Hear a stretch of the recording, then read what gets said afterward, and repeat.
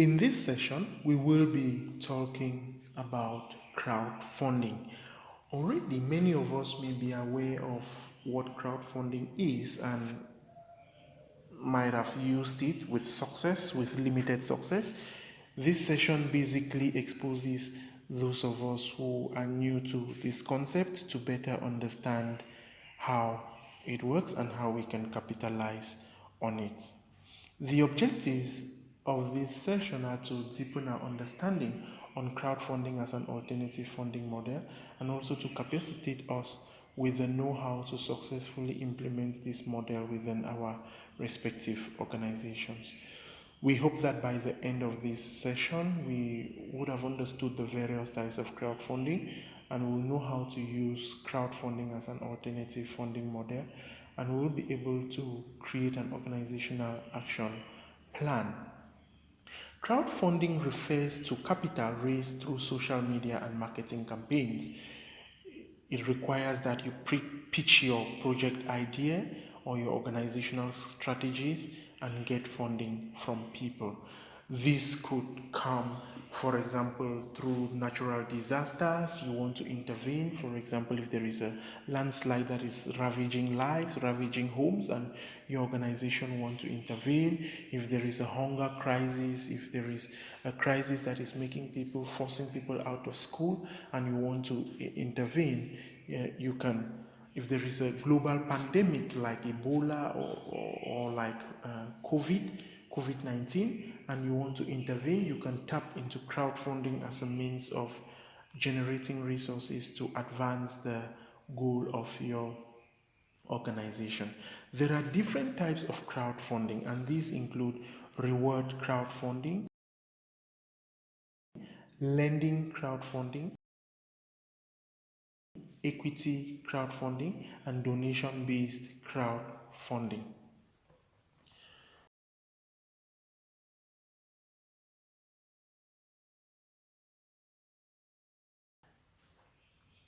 Some of the benefits that are associated with adopting crowdfunding approaches involve hedges risks. They are free to set up. They are easier, to implement as compared to traditional donor funding.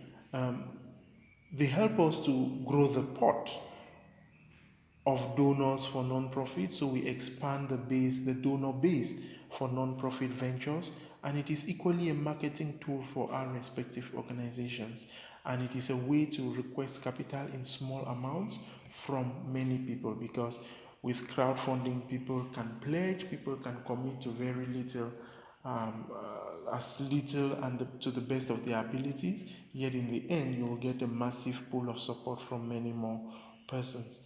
Crowdfunding is widely used by civil society organizations in North America and Asia, and to a little extent, it is used by those in Africa.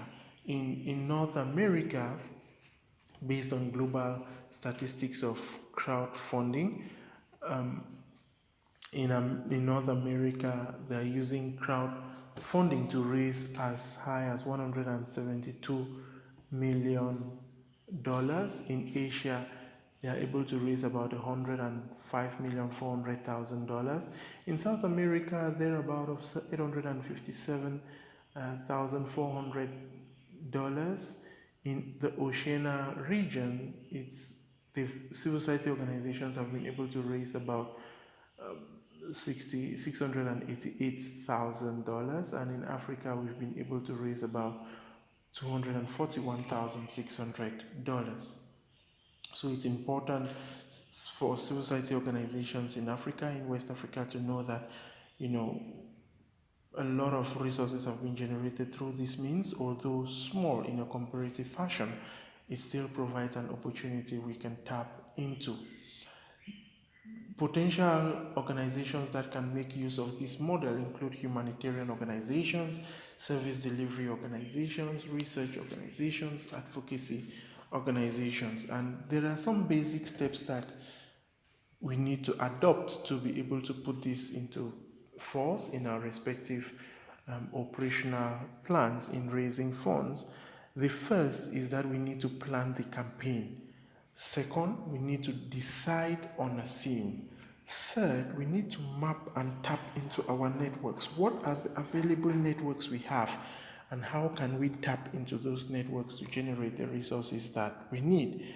We need to develop a marketing plan and a strong pitch, and we need to choose the right platforms. Are we going to use Facebook? Are we going to use Twitter? Are we going to use SMSs? Are we going to use